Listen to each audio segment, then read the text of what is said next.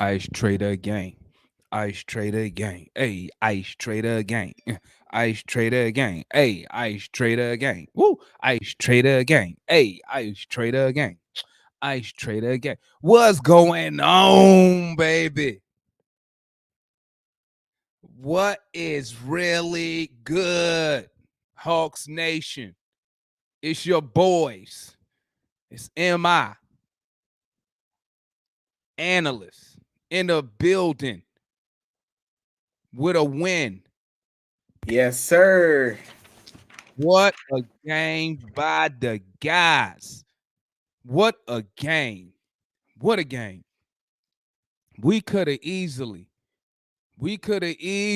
folded, team. We could have folded in that end of the third quarter, beginning of the fourth quarter. Yep. Could have folded. We went. It took us I think almost 4 minutes to get a bucket that wasn't a free throw in the fourth quarter. Maybe I'm exaggerating. Maybe it was 3 minutes. No, it might have been 4 till we got an actual field goal and not a free throw. But we stuck in there. We hung in there.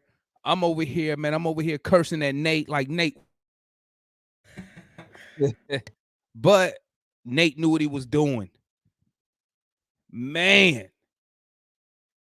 I just knew. I'm sitting here. I'm like, I cannot believe we tricking off this game against the Knicks without Julius Randle. I'm sitting here like, why? Why is it always us in these situations? But I spoke too soon because Trae, Bogey, Kongwu, Clint, all was chipping in. Kevin Herter with a quick bucket. We all chipped in. This was an actual team win. Of course, Trae gonna get the credit with the 45, as he should, because he was just out there for some reason against the Knicks in Madison Square Garden. He just do what he want to do against these guys. But it was a team win, man. Like, I was just so proud watching the boys hang in there and fight and fight and fight. Gotta tip my cap to Trae. Trae, somebody must have told him, hey, bro, you're gonna be on national TV tonight in the Mecca. And I seen Trae. I don't remember last time I seen Trae Young that active on the defensive end. They tried to set him up a couple times, get him in one-on-one situations, but he stood tall. Of course, sometimes they scored. It happens. But for most of all, I was proud. He didn't run. He didn't try to hide. He took it like a man. He tried his best to defend the defender. Most of the defenders most of the offensive players in the NBA gonna be way bigger than him. So he tried his best. I gotta tip my cap on that. That's all I ask. Just put forth that effort. And that's what he did tonight on the defensive end.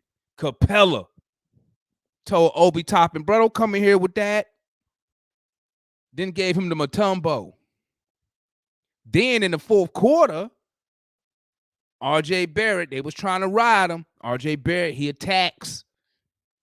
I forgot who was guarding. I want to say either Bogey or Herter. They jump, they contest. He gets it over him. Here come Clint Capella.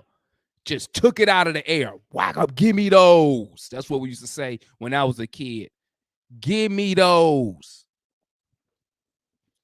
Talk to me, analyst. How you feeling tonight, baby? Man, I tell you what, I tell you what.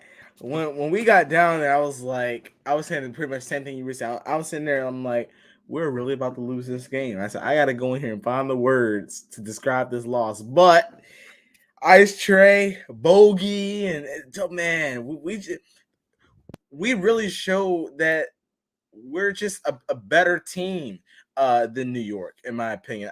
I think that the late game execution it showed up for us. And man, I saw that we had started hitting those threes. We had got it within like 3 or 2 at one point. I was like, all right, I said, we got a chance here.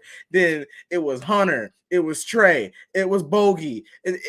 Man, everyone was hitting shots, and it was just so beautiful to watch. I'm really glad that we were able to get the win. Because in the end, that's all that matters. And we're back to 500 with a chance to get over it tomorrow. But man, tonight was big for us. Tonight was really big for us, big for our confidence, and really big for the season so far. Exactly, bro. Exactly. Especially, with New York not having Randall. That's what those are the type of games that piss me off, man. But you know, it, if you let, I was watching the game on my computer, man. They went to Nate McMillan in the timeout, man. And Nate McMillan told them boys, he said, "Listen, let me see how many total assists did we have." They went into the timeout. They took the camera into the timeout, right? And Nate McMillan told them boys, he said, "Listen," he said, "we only have 19 assists as a team." He said, "The ball's not moving. Move the ball. Make the defense work." That's what he told them. We ended up with 26 assists, you know, and that's a good number. I like to be around 26. Well, actually, I would prefer to be, more around the 28, 30 mark. But they listened to the coach and the ball started moving, right? Um, just the execution, man. Like, and the team, I don't know what happened, but the team they just started playing with so much confidence, man. There was one possession where Bogey got the ball, and I had a feeling. I was like, bruh, he not passing this ball, bro. He took the ball, went down court, went posted somebody up around the free throw line, hit that turnaround J. What? I was like, oh yeah, he feeling it. He's feeling it.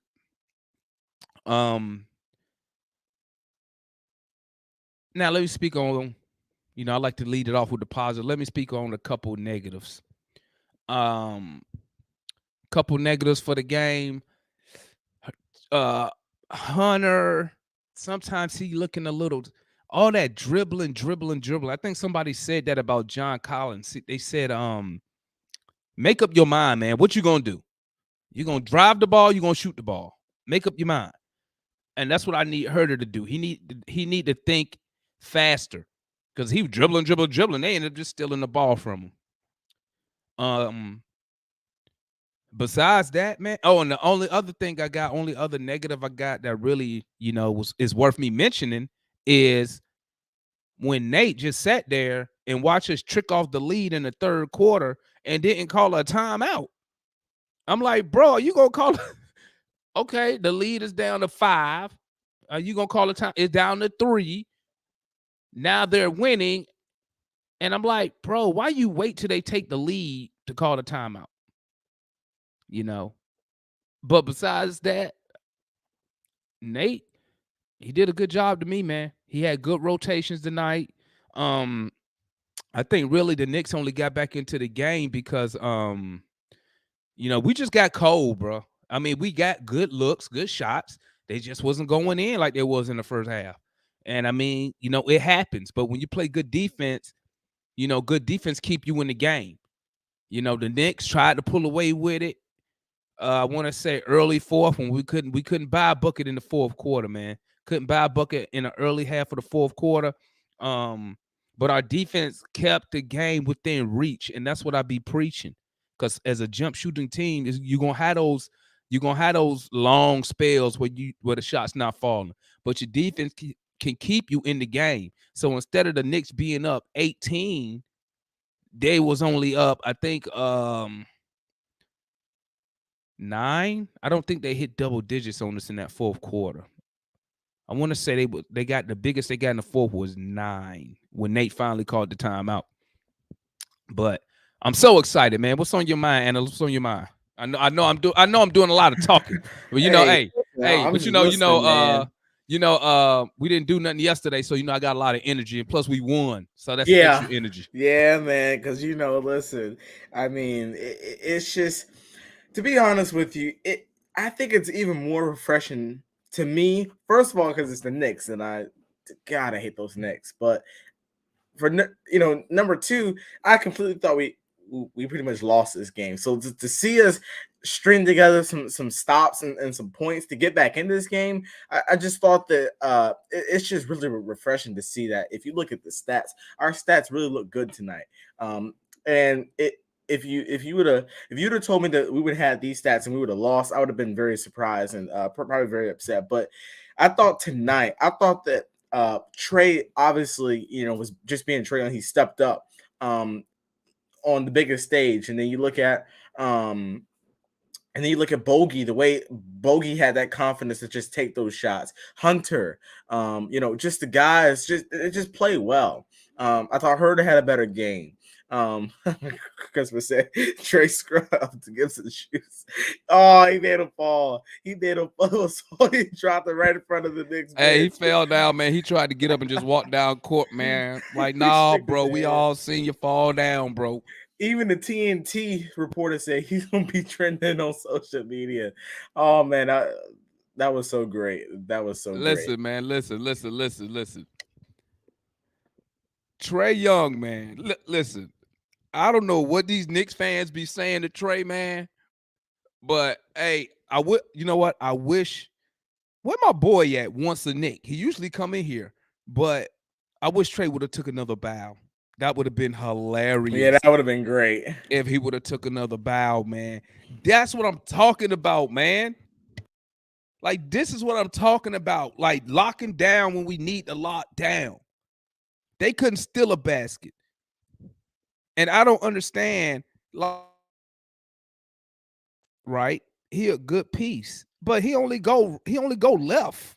I'm like, bro, he's only going left. That's it. He can't shoot, really. Let him have the jumper. And then they finally caught on to him. Like, okay, he not gonna shoot the ball for real.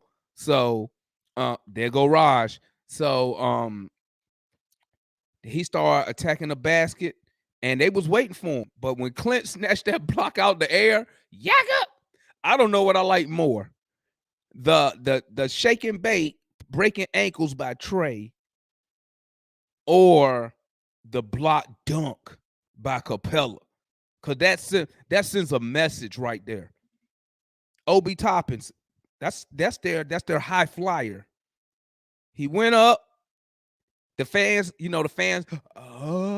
then he got that stuff blocked. Whack up. Get it out of here. No. That Mutombo finger. I love it. Oh, I'm so excited, man. Bro, because you know what? I'm sitting there in the beginning of the fourth quarter just like, I can't believe we got to do this post-game live, and we lost to another under 500 team without their best player. I'm just sitting there like, I was prepared for. I was getting myself prepared for it. I was like, this can't be happening, man. This can't be happening. Like, but they stayed resilient, man. Came back. I love it. Look, the Knicks fans, when we come up to New York, y'all Knicks fans, they might want to be quiet, man. Talking about Trae Young. They might want to be quiet. Trae Young, career high 45. 45 on them boys, man. Very good. Man, listen, I can't even think. I'm trying to think real quick. I can't think of any bad shots that he took. I'm trying to think real quick. But whoo, what a win. What a win indeed. A win. I love it. I love it. Go ahead, unless you about to say something.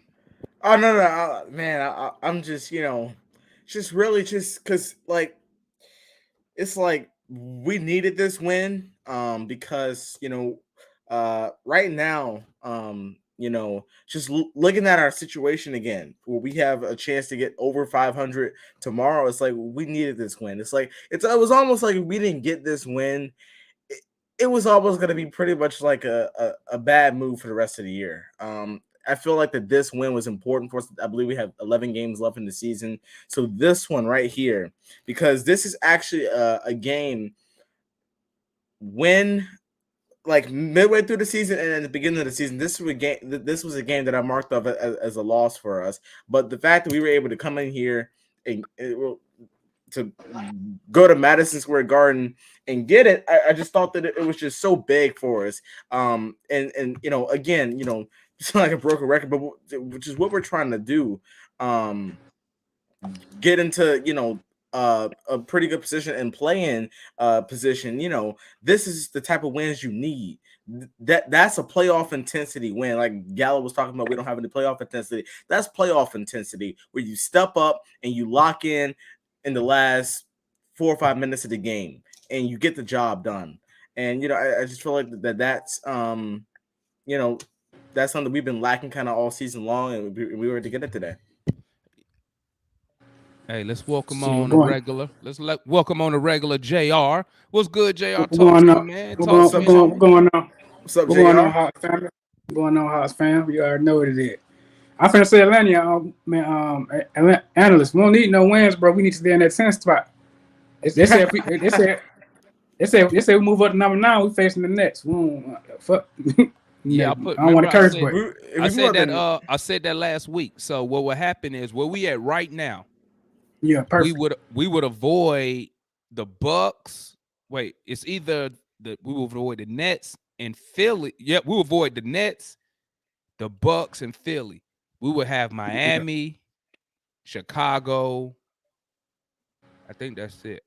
I can't remember, but that's if we stay in a 10th spot. But the only downside, we got to win 2 playing games. We can't lose none, or we don't even make the playoffs. So that's the downside to that. I'm You good feel with me? that. I don't want to face the Nets. I am good. I take my chances, man, against the Toronto or Charlotte. You know what I mean? Honestly, Talk to me. Talk to me about the game tonight, man. Give me your thoughts. you know what it is, man. Trae Young had to come back and he just had to put on the show, man. He back in the Garden, dropped 45. Bogey, he had his shot. If Bogey and Trae Young at the same time, we the new Warriors. You feel me? So then you got Clint. I like what everybody just played good, man. I mean, it's too much good stuff to say. Except we're gonna get on him later. Except what's the name, but we're gonna talk about that in the player rate. But but goddamn, it was a good game, man. Ain't too much to complain about, Hey, man. Hey, family. This is the first time since I've had Jay on the show I ever seen him smile, man. Hey, man, it's good to watch. Hey, JR usually be up here serious as hell. they making me mad, bro. They making me mad, man. Wow, they got JR smiling, baby. Hey, I ain't mad at you because I'm up here smiling, bro. When we came back, bro, I was like, "Thank you, I was basketball like, yes. gods." Yes, sir, man. I'm happy for you, boy. Man, but yeah, I wouldn't mind if we trick a couple games off, man, so we can stay in that 10th seed, though. I wouldn't mind getting 9. You want to face the Nets? You don't have to face the Nets.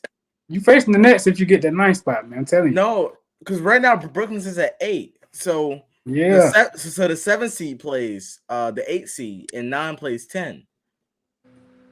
I want 9. Huh? Nah, I don't think it worked like that, bro. I think the 7 played the 10th, and then the 8 played the 9th. Did they switch it up this year? Now, cause that's what they said on what was on ESPN. That's what they was talking about. They said that the playoffs will start today. We facing the Nets. Remember, I said that. I think I said that one post game. Yeah, I remember you said that. Yep. Yeah, if we stay where we at, we be in the same bracket with Miami. We would avoid Philly. Oh, you're talking about in the actual playoffs, right? But you gotta. I thought you gotta be. But you gotta no, be. Playing. You gotta be in the 10th seed though. Right.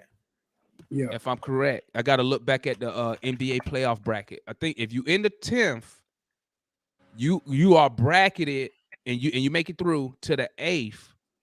You bracketed in the side missing Philly and missing the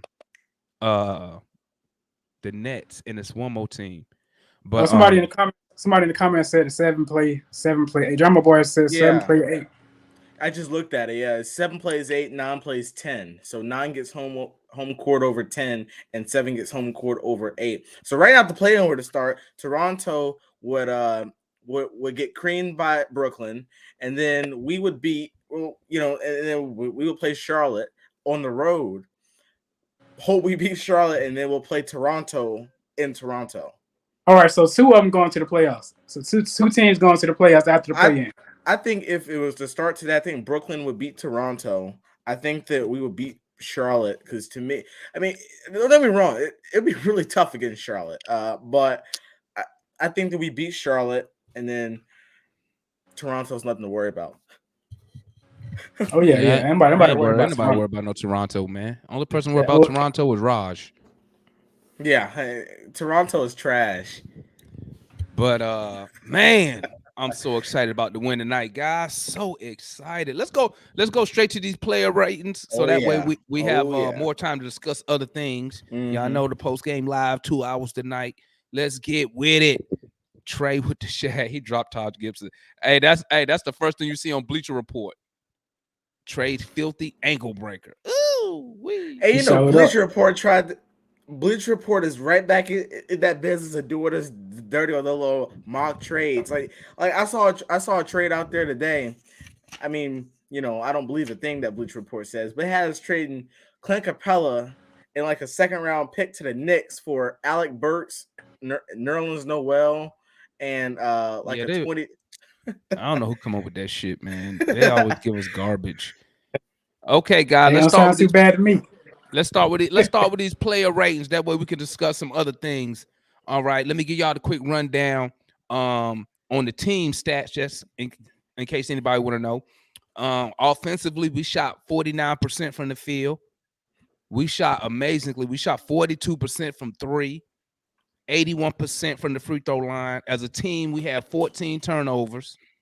We had 26 assists as a team. We had 43 rebounds, 10 was offensive, 5 blocks, 18 total fouls. We held the Knicks. The Knicks actually shot good against us tonight, guys. They shot 49% just like we did. They had 5 more field goal attempts. They shot good from 3. They shot 38% as a team from 3.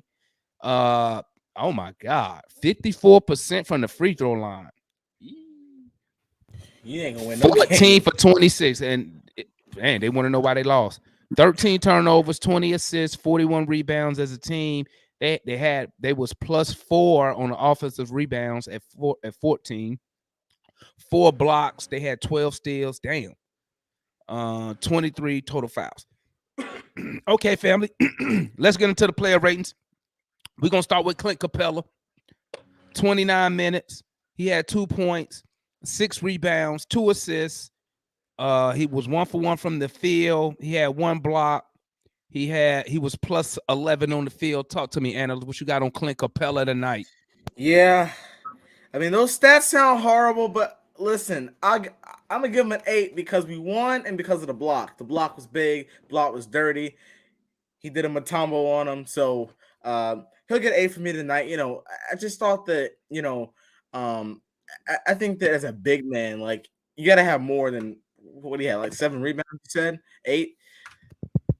He had 6 rebounds tonight. 6, yeah. I mean, as a big man, you got to have more than that, and then 2 points. I mean, it wasn't like he like hurt us tonight because it's like not because obviously he didn't take a lot of attempts, but it just just got to do better. But we won, and I want wins. It's all that matters. So 8 for tonight. What you got on that, JR? I give him a 5. We already know how he coming with the points, so I ain't even gonna hold it against him this game. But I like the way it's like as soon as we plugged the man late in the 4th quarter, he came in and did his job. So that's the only thing I really can ask. As far as I'm gonna give him a 5. He played amazing. And like Bruce said, he hurt us, so he get a 5. Yeah. All righty. I'm giving Clint Capella a 9 tonight. Dude was very active on the court. He made his presence felt. As soon as he came out the game, they started attacking the basket. 2 big time blocks, especially that second block. It wasn't amazing, but that's when we was coming back and about to take the lead. And when Burke made that drive and Capella came, man, and he just took the board out. He just took that block out the air. And then it was another possession to where this is how I know Clint has a high basketball IQ on the defensive side. He knew when Burt, I think it was Alec Burt was on Trae. They was at the top. They was on the right of the key. He drove baseline, and he knew he was gonna try to shoot over Trae. And then, so what Clint did, Clint went over there and just jumped straight up, which altered Burt's angle on the shot, made him miss. Man, come on, man. Clip was outstanding today. The numbers may not show it, but god dang it, bro. If you watched that game and you saw, man, numerous times he's tapping out the he was the one kicking out the when he couldn't get the rebound, he would just hit the ball out, man. He was balling to me. Nah, I'm gonna bump it up to a 6, bro. I'm gonna bump it. You convinced me. Bump it up to the numbers don't show it, but if the eye test says he was balling tonight on the defensive side of the ball. Let's see what the chat's saying. The chat's saying 6. Starts game of 2. Okay, 6, 7. Okay, I guess everybody want to press with Clint. All right, if y'all like it, I love it. All right, let's go to Gallinari. 30 minutes, 10 points, 10 rebounds. That's a double-double. 3 assists, 4 for 11 from the field, 1 for 6 from 3, perfect from the free throw line. Only 1 turnover. And that's it. Talk to me, JR. What you giving Gallo tonight? I give him a 7. He did his job. He made some big shots. Remember they had to take him out in the fourth quarter because they were just abusing him on that pick and roll. But as far as other than that, he was making shots. You know, he got a turnaround going. Shit, give him a solid 7, bro. Talk to me, analyst. That's what the chat looking like they going with you there, JR. They saying 7s. What you got there, analyst? Yeah, I mean, 7's what I got. I just feel like Gallo. You look at the stats and it's like, man, come on, Gallo. But I just feel like he didn't hurt us. Actually, on defense he hurt us, but I feel like on offense it wasn't like it was like a game changing shot. Like it wasn't like one of those offensive games tonight. But yeah, JR, you were right. They were kind of abusing him on that pick and roll, which is why we took him out. But I just think that pretty much to say everything that JR said, he did his job tonight. I think that he really just did his job tonight. He did a really solid job of doing it. I feel you, man. I'm giving Gallo an 8 tonight. Gallo hit some tough shots, man. But I love Gallo because he don't even play around, bro. When he got a mismatch, he goes straight to the paint, bro. Like, as soon as he see it, he just turns back to the basket, throw his arm up, give me the ball. I ain't finna play around with this guy. Back down, back down, back down. Turn around, fade away, basket, good.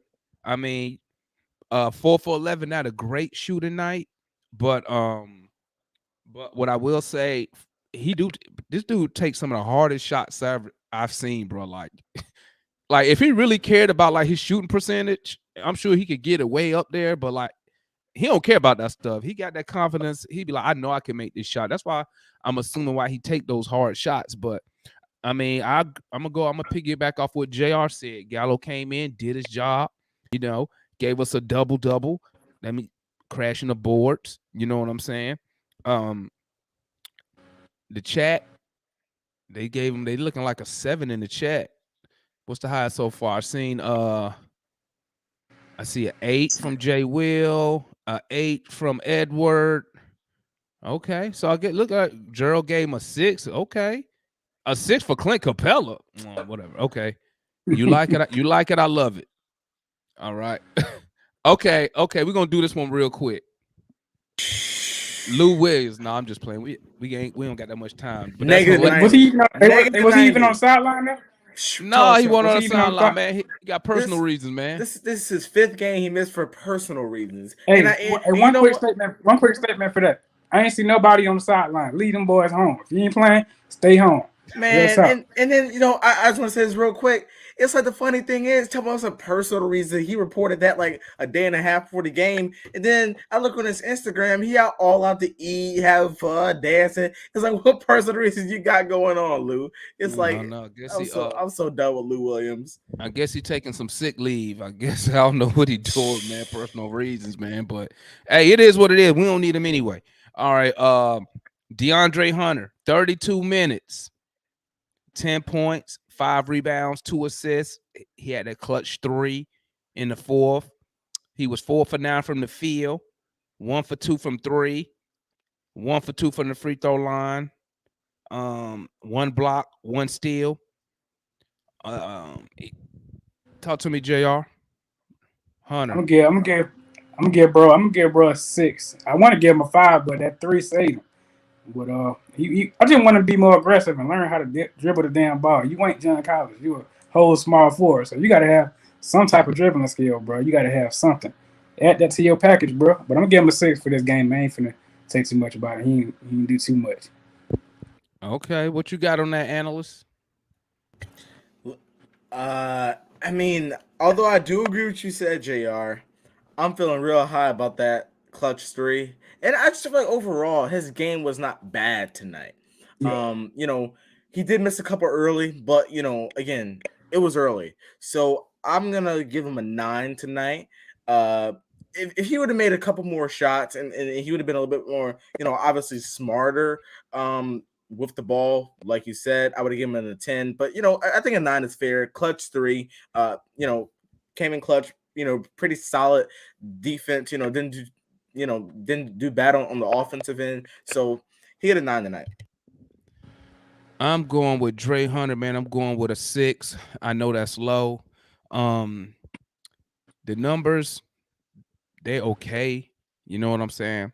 I need more from Trae Hunter, especially with going into his final year, man. I need more than 10.5. Now he only had 9 attempts. He was 4 for 9, but I need him to be more active. I mean, if you take away that clutch 3 in the fourth quarter, I mean, it's hard for me to think about him scoring the ball. I'm trying to think about. Only thing I can remember is when he dribble,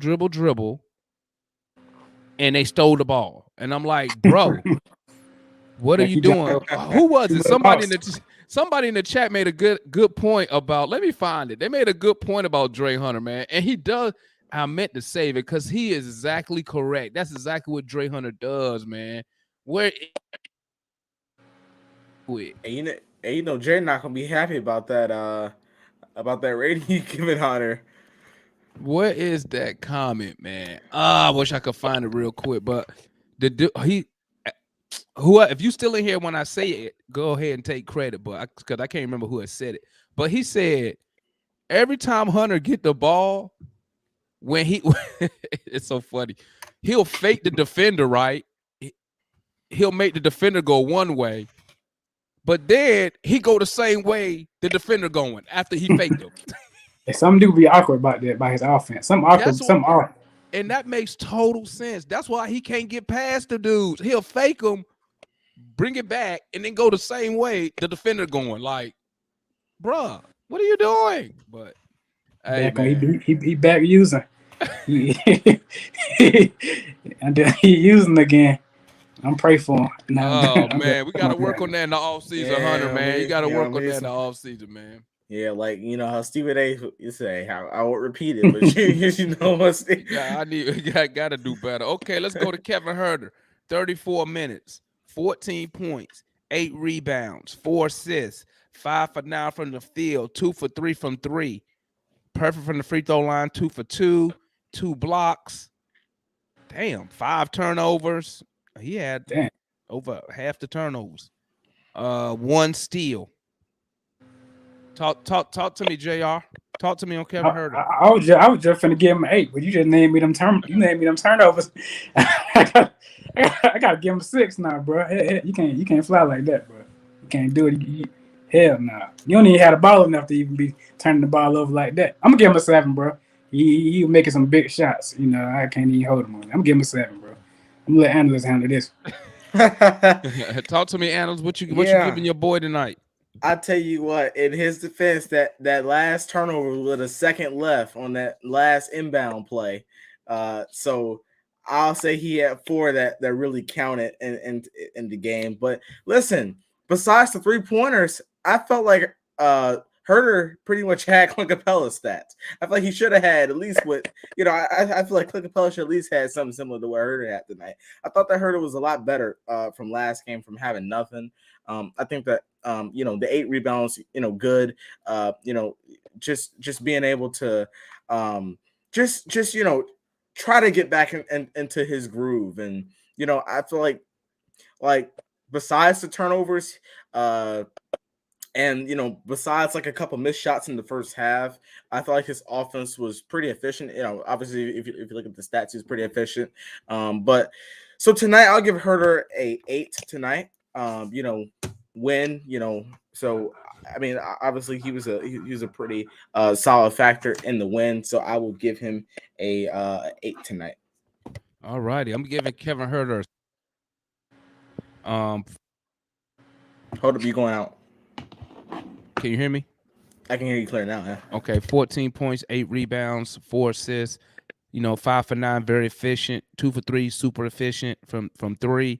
Matter of fact, I'm gonna give him an 8. I know he had 5 turnovers, but like I said, man, he was very active. He was actually involved in the game. I saw that defense he was playing. Yeah, he left a mark. He left a mark out there, man. He left it on the court today, man. And you got to reward that. You feel me? Considering we're a terrible defensive team, so I got to give him credit for that. You know what I'm saying? Let me see what the chat give him. The chat was saying, okay, Stark say 8. Okay, 7. Okay, Drummer Boy 6. Okay. Let's see. Edward gave him a 7. He only balls out if we tell him before the game he has to. Let's see. Jay Will 9, but -1 for the turnover, so he gave him an 8. Okay. That's about right. Hold up. Who did it? Matt Mill gave him an 8.5. It got to be whole numbers, Matt. Either 8 or 9, my guy. Phillips gave him a 7. Okay, we all pretty much in the same range.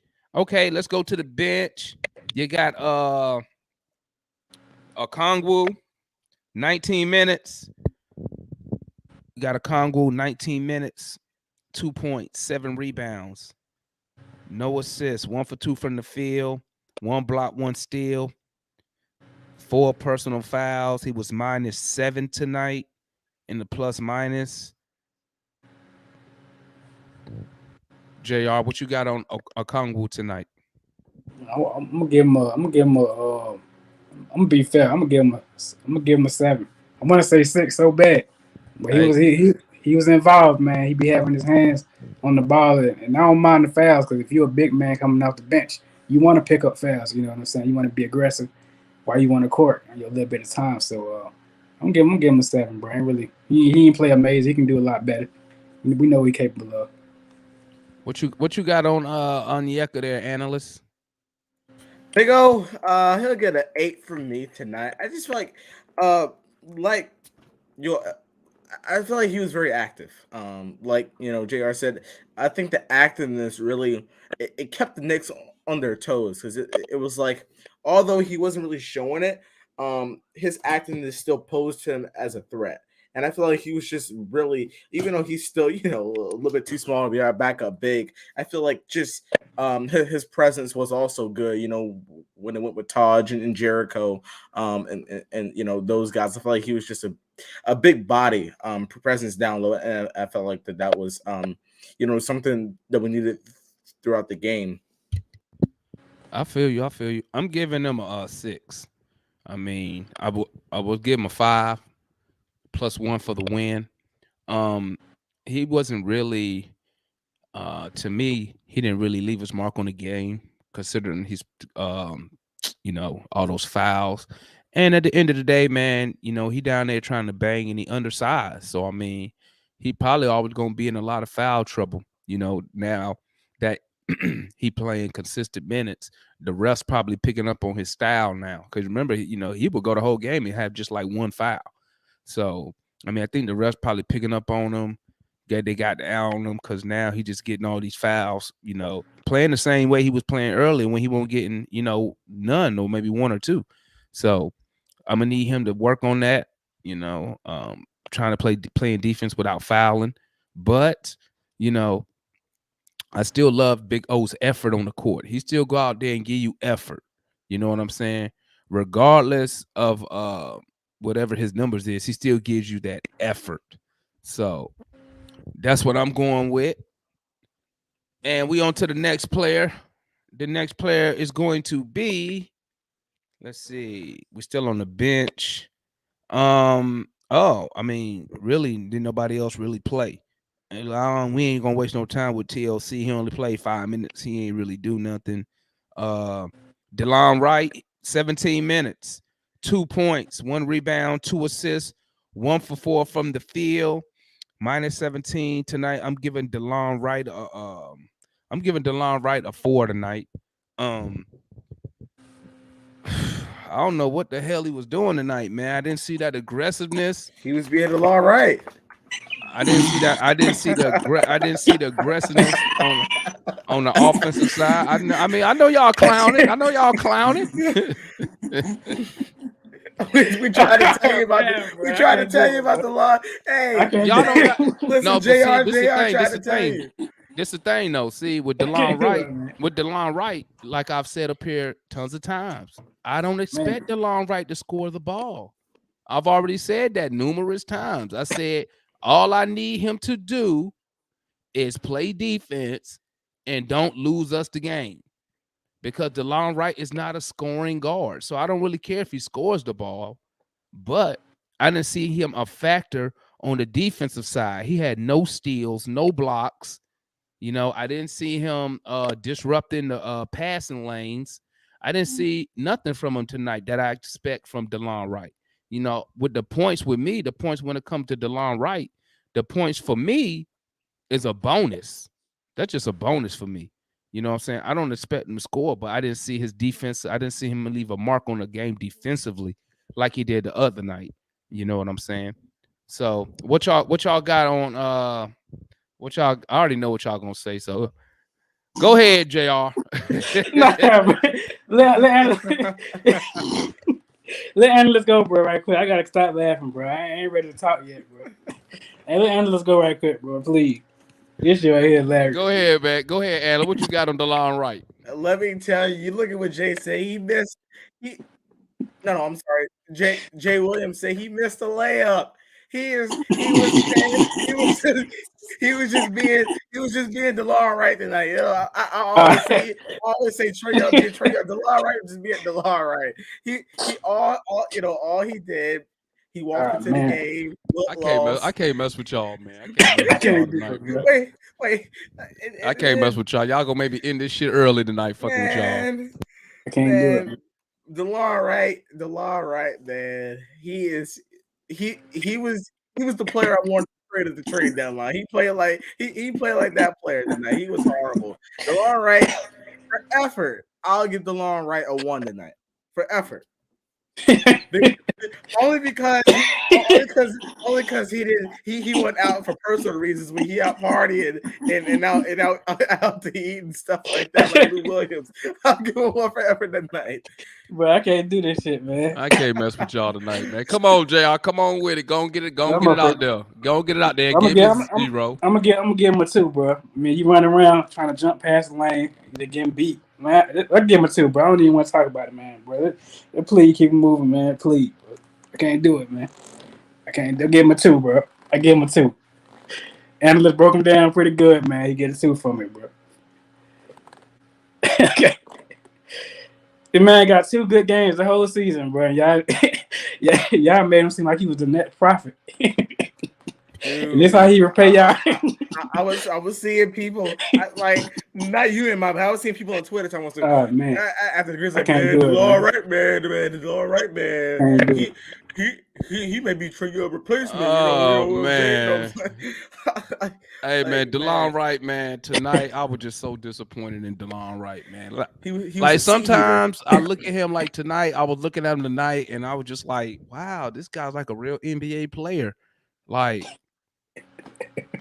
tonight, he looked like unorganized tonight, man. Like, and then he shot that 3. I was hoping he got fouled. He shot that 3. That shit was like an air ball.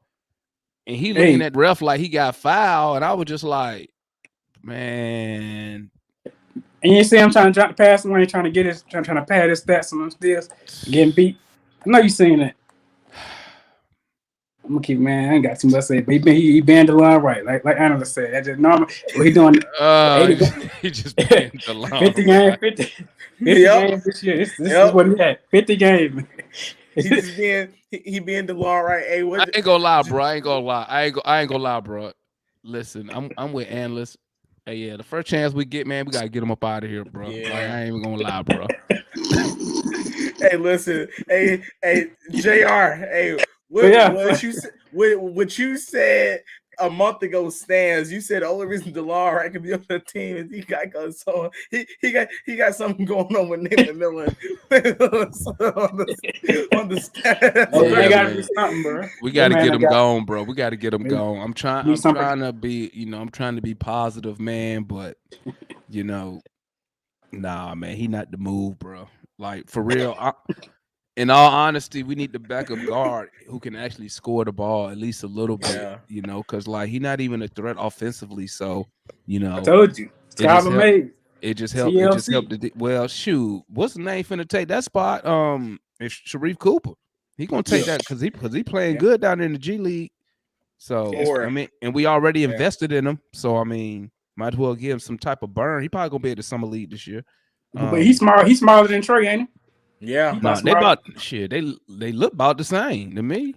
Are you I talking used about to small as far as height or size? That's my side. He just small. Height and Where, weight. Yeah, where I used to watch Sharif play. He played he played at high school uh in Atlanta, and man, he was the dude in high school, but everybody was wondering like if that was gonna translate to the NBA. And I mean, I haven't really watched him play, to be honest with you, but like the only thing he got to work on is like his shooting like is not there, like but he's quick, like I mean he's pretty quick like Trae, that's but what he work. That's what he working on down there in the G League, man. The shot yeah. he's improved the second half of the G League season, man. He improved. But like I said, we probably see him at summer league and see what he looking like. All right, let's go to man, that shit was hilarious though. Okay, let me get off that DeLon Wright. Bogey Bogdanovic, 34 minutes, 32 points, 4 rebounds, 3 assists, 11 for 20 from the field. That's over 50%. 4 for 10 from 3, that's 40%. Perfect from the line, 6 for 6. 3 steals. He had 1 turnover. I'm giving Bogey a 10. He did some of everything tonight, man. The dude in the basket. The boy was on fire. He shot over 50% from the field off 20 attempts, 40% from 3. And dude was on the road tonight, man. You could tell he was feeling himself tonight, man. You could just tell it. Talk to me, analyst, about Bogey and what you giving him. Man, Bogey, man. I was like, Bogey, if you continue to play like this for the rest of the season, you're Trae Young's number 2 option right now, because the way Bogey is just playing, and it's almost like you would have thought that Bogey has been in the league for 10, 12 years. But it's like, because it's like there. Now I'm not gonna lie to you. Like sometimes when he gets the ball, I'm like, Bogey, do not take the most highly contested shot you can find. But it's one of those things where it's just like Bogey will find his shot. It's like he'll find the shot that he's most comfortable with, and then when he makes it, it's just like, all right, hey, I'm not complaining about that. But Bogey, and then I saw him even active down there on the defensive end tonight. I saw him. I saw him giving effort out there on defense tonight. So he did more than effort. He had 3 steals. And there you go. I mean, not Trae. Bogey was great. I just think that the way he's playing is just, and the way he's been playing the last couple of games, has really just been great. Talk to me, JR, about Bogey. Yeah, I'm giving them a 10 too, dog. Give him a 10. He's what I call a bad shot taker and a bad shot maker. So you got to take the good. You got to take the good with the bad when it comes with him. You know what I mean? This is game. You know what I mean? You need them bad shot takers, especially in close games. The defense gonna be tight no matter what you do. But yeah, we need them, man. Analysts, y'all both broke them down pretty good, man. So I give him a 10, man. All righty. And we already know this dude getting a 10 since I got JR up here. JR, talk to me about Trae Young, man. Trae Young, 40 minutes, 45 points, career high Madison Square Garden, 1 rebound, 8 assists, 13 for 25 from the field. That's over 50%. 7 for 15 from 3. That's like high 40s. 12 for 14 from the free throw line. He even added a steal. He had 4 turnovers tonight. Talk to me, Trae Young. What you giving him? Man, I gotta give him a 11. I'm gonna give him an extra point because he did it on ESPN Live, prime time, man. TNT. He put, it was time to show up. He showed up, man. So he dropped 45, doing full dirty on the court. You know what I mean? Then he just put some respect back on his name, man. He had to get, forces on him, man. So he went out there and said, "Hold on, this Trae Young right here, man." So yeah, he did his name. I gave him an 11, man. Real talk. Maybe we need to get on his ass more often then, so we can get some more than performances. Talk to me there, analyst. What you giving Trae tonight? 78. Listen, listen, Trae Young, man. I mean, it's like every time Trae, and I, hope we don't have to continue to go through like the bad, and like I think that Trae, I think that tonight he was our floor general, him and Bogey. I thought that I don't think that he like got too overexcited in the moment. I think maybe Nate or someone talked to him, kind of just tried to calm him down a little bit. You're in the Garden, tight game, but he didn't like go out of control and like try to do one of them little fancy dribbles at the end of the game and throw it out of bounds or something like that. So I feel like Trae tonight, 45 points, shooting as efficient as he did, he has to get a 10 from me tonight, but again, I wasn't surprised. Like, yeah, I watch it still in awe, and but it's just one of those things where it's just like I'm not surprised because I mean Trae Young, in my opinion, is the best point guard in the Eastern Conference. So I mean he's just being who he is. I agree with everything y'all said, man. I'm giving Trae a 10. I mean, that's a gimme. I mean, you playing at the Mecca basketball, man. Just Trae Young just stay breaking the Knicks' heart, man. Them Knicks fans. I don't even know why the Knicks fans even say stuff to him. They might just be quiet. What I need, I need Trae to do that in Atlanta also. It seems like we don't have a problem with the Knicks in New York, but we got a problem when they come to Atlanta. That I don't count that Christmas game because Trae didn't play in that Christmas game, so I don't really count. Yeah, I don't really count that. We were still trying to find our way, but I mean, just an amazing performance tonight, man. Yeah, so someone in my comment section, he wanted me to ask you all for you all's opinion on this. He asked, basically, with Kemba Walker taking the rest of this season out. Hold on one second, Anna. Let me knock out Nate McMillan, and then we can get on to that. All right, guys. The last player rating we have is for the coaching staff. Nate McMillan and the coaching staff. Since I got you up here, analyst, what you giving Nate McMillan and the coaching staff tonight?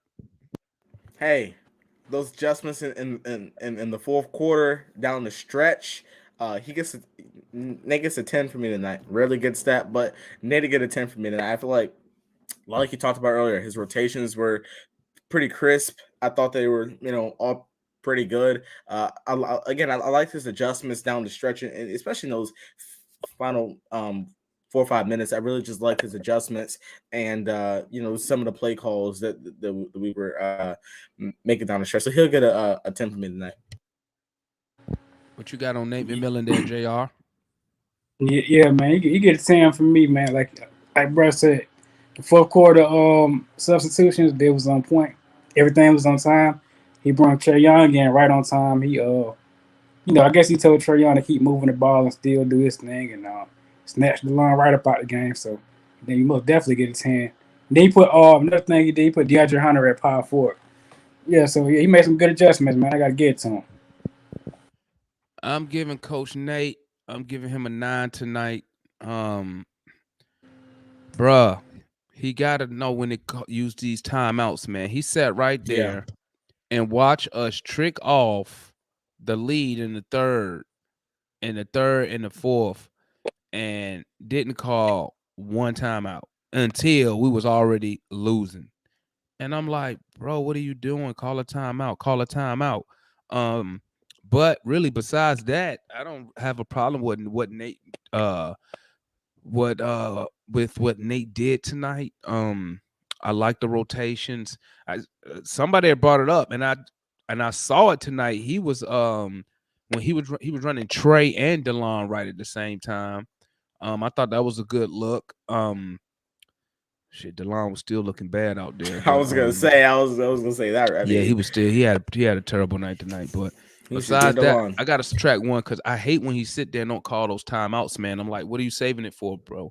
You got like 6 timeouts. Use one to stop the run. Let's not wait. And then I think personally, just me personally, I think he kept Trae Young on the bench too long. Because I was just sitting there like I'm just wondering. I'm like, okay, bro, Trae not in the game and the lead is growing. Are we gonna do something or what are we gonna do? You know what I'm saying? But the boys came through. But I'm gonna give Nate a 9 tonight. What was the question you had there, analyst? Oh, so someone asked me for you all's opinion on this. Basically, with Kemba, I guess taking the rest of this season out to, I guess, recover or whatever. And he was seen elsewhere practicing. Someone asked, would you want to possibly get Kemba Walker to go in the backcourt with Trae? Nope. I figured that. Bro, he don't play defense. He's old. And his knees are bad. That's why he's not playing right now. His knees is done. So why would we want him? You know what I'm saying? Hey. Like why would we want a dude with bad knees who can't give you nothing? If anything, if I had to take an old guard, it'd be Derrick Rose. If anything. Yeah. You know what I'm saying? I like D Rose. He can give me something, give me some leadership, give me some points off the bench. But no, Kemba knees bad, man. Don't get me wrong. When Kemba was Charlotte, he was a baller, bro. But yeah, his knees that's done that's for. what the Knicks thought they were getting. They thought they were getting Charlotte his knees done for, man. But I ain't gonna say nothing. But I did see my boy Zion with that monster dunk today in practice. I don't know if y'all seen that. They keep saying Zion too fat. I thought it was out for the season. Zion did not want to be in New Orleans. I'm telling. Hey, what'd you say, JR? Somebody else, I read somewhere, it said it might have been a false article. They say it was out for the rest of the season, though. He ain't playing. No, he out for the season. Yeah. But he dunking the ball. It don't make no sense. It don't make no sense. It make plenty of sense. He don't want to be in New Orleans. It made plenty of sense. If I'm the team owner and I seen that, I'm like, bro, I'm taking him in the court, bro, because you ain't finna take my money and got you dunking, bro. I'm taking you straight to the Supreme Court, dog. We not he just didn't dunk. He did he went in between the leg, not in between, but he went under his legs and came up and dunked it. Oh yeah, he getting traded. Ain't no way you ain't playing for us. And then we can make it to the playoffs. We can get 10 seed. Oh yeah, he doing the most, man. I can't do it. Okay, guys. So we got through this game. Now tomorrow night is a back-to-back. We got Detroit, another team under 500, who already beat our ass in Atlanta. Okay. What's on a scale of 1 to 10? What is your confidence level on us going to Detroit and winning this game, JR? Man, every game. It don't even matter what team you would have told me. It's a 6 every time, bro. I don't even care if you say the 96 Bulls or it don't matter. This team gonna play whoever they play. They're gonna match up, and it's gonna be a close game. It's gonna be a dog fight. I'm gonna give them a 6, bro. You don't know what you're finna get. You know what I mean? It's a short answer, but you know what I mean. You know how they coming, bro. They play down to their competition. They're up to their competition, bro. What you thinking, analyst? What's your confidence level on us winning that game tomorrow night in Detroit? Second game of a back-to-back.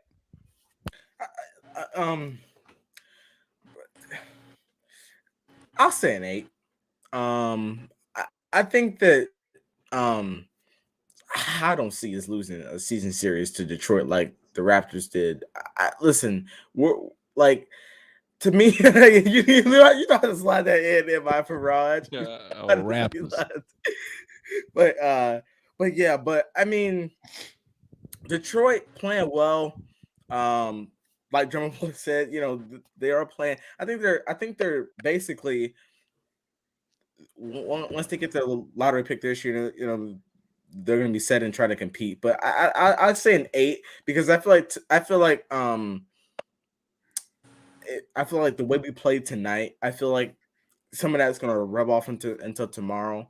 And then even though we're coming off a back to back, I sometimes think that that's just uh um uh it can kind of be a momentum carrier going right into the next game. But again, Detroit, although they are Detroit, they do play tough. But I still have confidence that we can certainly beat them if we contain who we need to contain.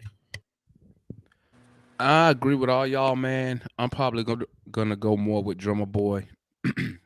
5. Y'all know what I say all the time, man. Like, you don't know which Hawks team's gonna show up, man. Like I said, bro, we went from we went from beating the brakes off Memphis to getting destroyed by another under 500 team without their star in the Pelicans. So, I mean, normally I would be confident. Normally I'm like, oh yeah, this is a win. But with Detroit, they playing well, but it's kind of messing up their lottery chances. But it is what it is. But that's a game, and I know we've said it tons of times. That's a must-win game, but really, that is a must-win game. Like, just to build confidence in themselves and the fan base, because I mean, let's be honest here. We should be right now. Our confidence level probably should be at 8 or 9. We this close to the playoffs, but this team is so inconsistent that we all kind of suspect because we like on paper we should beat the brakes off the Pistons. Yeah, which on I think paper we can. Is Kate Cunningham playing? Actually, he's questionable, so I don't know. But I was just reading this tweet that Mike Conti put out. It said the Hawks are certain to at least make the play-in tournament. They basically have pretty much a 6-game lead over both the Knicks and the Wizards. It's not very likely that they're going to catch us to get the 10th seed. So we pretty much. I mean, again, I don't want to say that because then we're going a 7-game losing streak, but we're pretty much almost certain to clinch a play-in spot. We have to win 6 out of the last 11 games to clinch at least I'm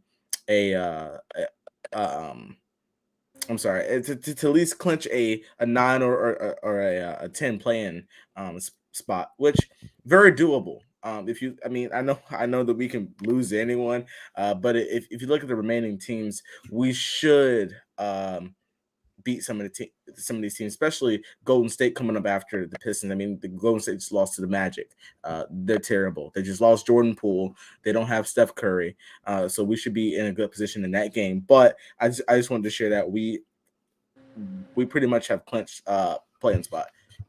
Oh yeah, we have 5 on the 11th seed right now. Mm-hmm. Oh yeah, we should be Gucci because I don't see the Wizards doing that. I don't see them winning nothing, man. We should be Gucci. Yeah, we should be Gucci on that because that's who behind us, right? The Wizards. Am I correct? Yeah.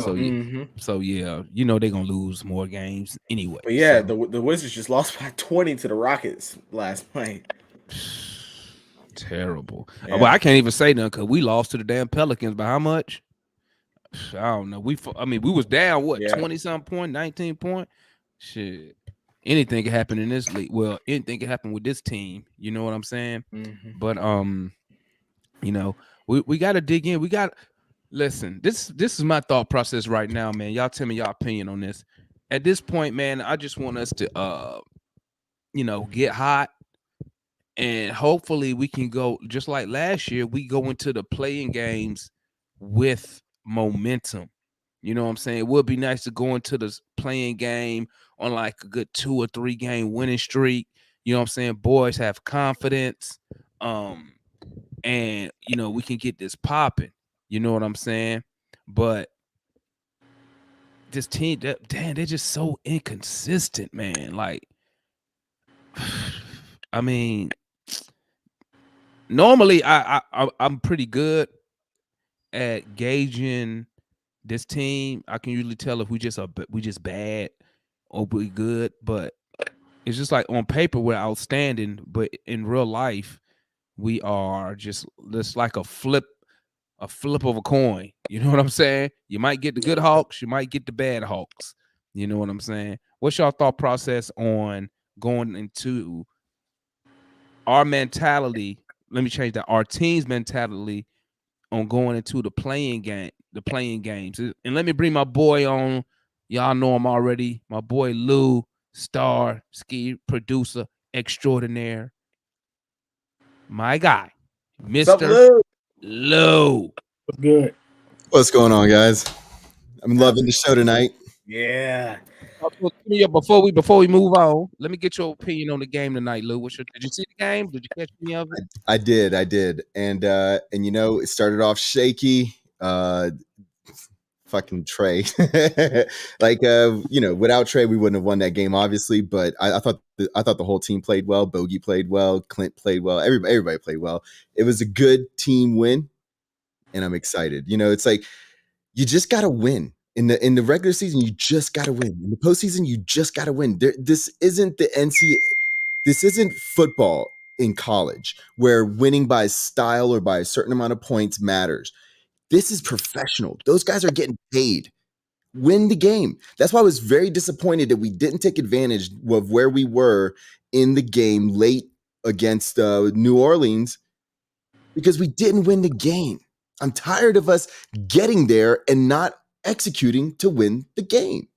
That's a maturity thing. And I love that our team is so young because people think that when we bash them, that we're upset with them as if they are a complete product, but they're not. They're very young. They're ahead of the schedule. And we're just looking for us to play with maturity. And I think we're all good basketball fans where we understand that some days they come, like you were just talking about. Some days they come with it and some days they don't. And we just want that consistency. As fans, that's what we want. We want to know what we have. I agree with you. I agree with you 100%, Lou. We were just saying that, man. Like, another question I got for you that I asked the guys is, what's your confidence level on this team? We're going to Detroit on a back-to-back on the road. What's your confidence your confidence level of us winning this game on a scale of 1 to 10? My confidence right now is a 9. I think we smoke them tomorrow. I think that if what we want in the postseason, it has to materialize in us blowing this team out or us playing really well against this team. I don't care if John Collins is not there. I don't care if somebody gets sick in the meantime. Whatever. We win this game tomorrow because we were there the first time, and that game has to hurt Bogey. That game has to hurt Gallo. That game has to be like, okay, we can win this game. And we got to go out there and prove it. And the thing is like with a game like New York, where that gives us that little taste of what it was in last year's postseason, could really trigger some shit in this team where we start to really have some camaraderie. There was a time when one of the guys was hurt or late in the game was going to a free throw, and you saw Bogey and Trae smiling together. I haven't seen that in a while. Yeah, I know what you're talking about. Yeah, I know what you mean. This is what I'm talking about. Like this team, if they are what they thought they were last year, they win tomorrow. So, question to Lou, JR, and analysts in the chat. Okay, I know Lou because me and Lou talk all the time. I know Lou still is looking for us to go out and get a real official number 2 guy to play with Trae. What do y'all think of? Because now that I think about it, and they brought it up in the telecast last year, Bogey was our supposedly number 2, right? He was starting, he was getting the shots. Do y'all still have confidence now? You've been seeing Bogey coming off the bench. You saw his performance tonight. He getting starter minutes, even though he's coming off the bench. You saw his performance tonight. We just beat the Knicks with them two dominating our scoring. I mean, I think both of them combined for what? About 78 points, right? Right now, because obviously we can't go get nobody right now, right? Do y'all have confidence in Bogey being the number 2 like he was last year? Or do you think we need to go get a real number 2 in the off season? Talk to me, analyst, because let me see what That's a loaded question. Yeah, listen, I think that going into play-in and playoffs, listen, I believe that Bogey can be a number 2. I think he's trying to show that to us, especially these past few games. Just the fact that he's stepping up. I think that he's more than capable of it. I think that Gallo can do it at times, but I certainly do think that Bogey can be that. But is it something that we're gonna have to depend on moving forward? Hope not. I would prefer, even if he shows up in the playoffs, secondly next to Trae, I still want to go out there and acquire a second star, at least in the backcourt with Trae, or a huge improvement in the front court. But I just think that Bogey can do it. I think he's showing it to us. I mean, 32 points tonight from a role player. And he had 30 plus, I believe, last game or close to that. So, listen, Bogey's showing it. I think that if we put our trust in him, and he gets the amount of looks that he's getting, he's going to be great for us moving forward. What's your thoughts on that question there, JR? Yeah, I remember having a conversation with analyst a couple weeks back. He was talking about getting Bradley Beal. I'm like, I want to get Bradley Beal for one. I don't want to pick up his contract, and for two, he gonna need way more shots. And I like Bogey. I think the Hawks got enough perimeter play. You know what I mean? If they gonna do something, get another point guard off the bench, somebody else to handle the ball, but they don't need to be a star. They don't need to be no superstar. We most definitely need to look at the front court, get another center, or possibly even a power forward. But if you get a star, it need to be a center, bro. Because I like John Collins for what he brings. Off the ball, he can shoot and catch the lob. So and then we got Gallinari. So if you get another star, I would like it to be at the center. But I'm cool with Bogey right now, though. Okay, let's ride for Bogey. Here go my guy Lou. What you got? What's your thoughts on that, Lou? Well, I already know you want a number 2. Yeah, I definitely want a number 2 to pair with Trae, and I think it should be a post player. But I think that as far as our team constructed, we have enough. The guys just have to play in rhythm. They have to make shots. Like go back and look. Like there's a lot of missed shots. There's a lot of open threes that we get late in these close games that we just miss. Well, I agree with y'all, man, on the I'm with JR. I believe we have tons of shooting. I think the misses is just like, I think what JR say. You gotta take the good with the bad. I mean, we're a jump shooting team. Mm-hmm. So I think we have good perimeter shooting already. I would like to continue to see Bogey coming off the bench, which would be weird, calling a dude your 6 man and your number 2. But Bogey off the bench, it just rejuvenated him. He plays with so much energy and effort now that, and I'm just assuming that Nate probably told him, listen, when you come in and Trae come out, it's your team. You the guy. You need to get the buckets. You know what I'm saying? He play makes more when Trae is not in the game. I see him driving more, looking to kick. I see him doing a lot more versatility type stuff. And I wonder if that throws him off on his shot, because to me, I don't need him to do all that. I need him to shoot the ball. I need him to be a straight up assassin, like a sniper. But the problem is, Lou, when Trae is out the game, nobody else can do it. I know. That's where the DeAndre problem. Hunter's, to me, DeAndre Hunter needs to be our number 2. I said this at the beginning of the season on our show. I said, for us to be successful this year, DeAndre Hunter needs to be our number 2 player. And that just never materialized. And I think Right. I think we're struggling with that. I don't know what it is. Maybe the injury early threw him off track. But I mean, to me, and just my personal opinion, I think this season has been a huge letdown for DeAndre Hunter. I did expect more. Actually, I probably was expecting this year him averaging 18 points. Yeah, me too. Somewhere around that area, because and he goes into his final year of his contract next year. So I figured that, he'd come out with a purpose, but I guess he looked like sometimes, obviously we not mind readers, but sometimes he looks content on where he's at. You know what I'm saying? Like, besides his dribbling, it seemed like he tried to be too efficient. Cause he take nothing but good shots to the point where if he miss a shot, how the hell he break that? Because all his shots be wide open. Exactly.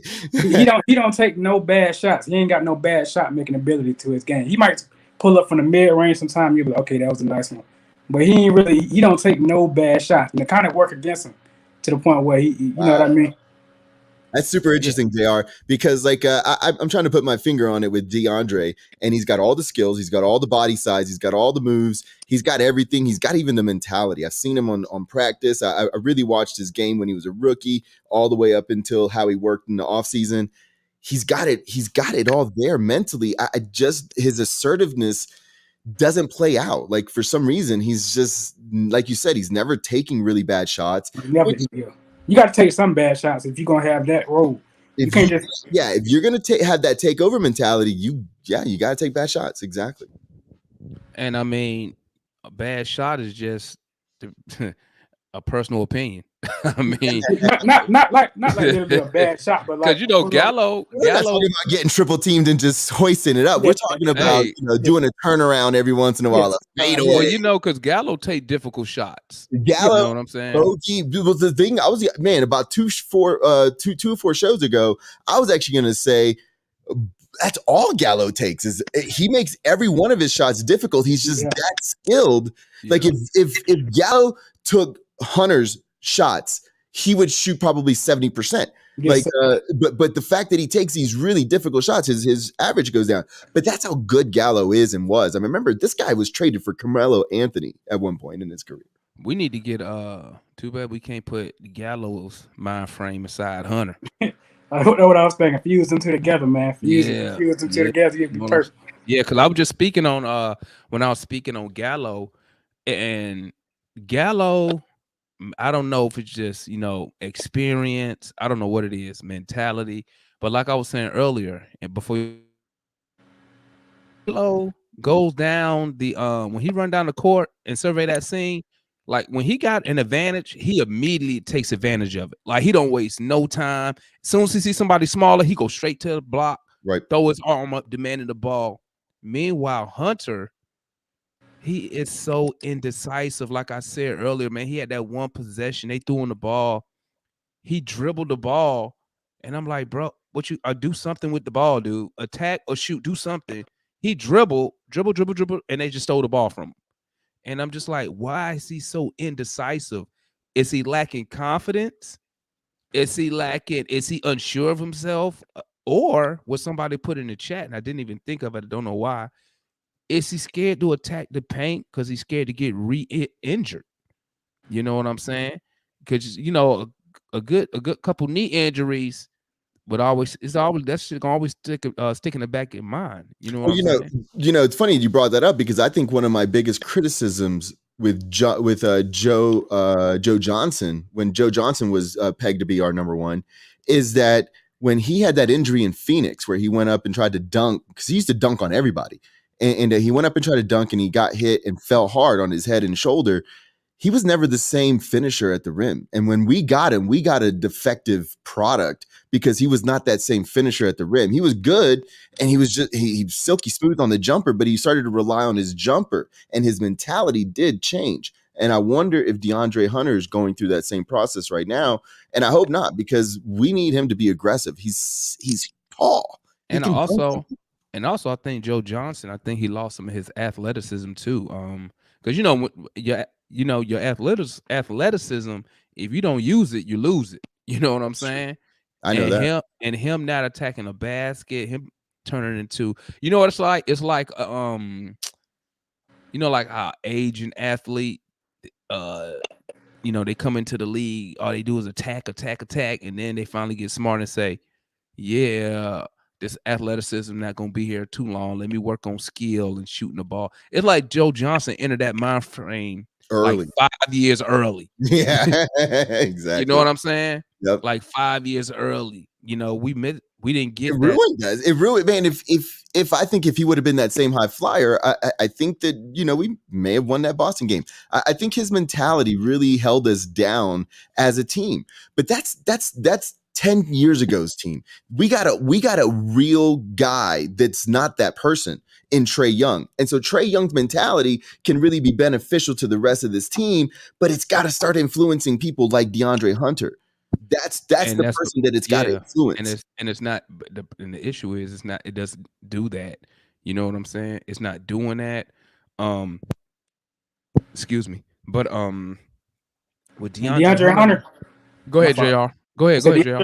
If you just watch him play, he don't have no emotion in the game. Right. He don't even seem like he in the game, bro. Like he have a blank face expression. He ain't arguing with nobody. He ain't talking to the ref.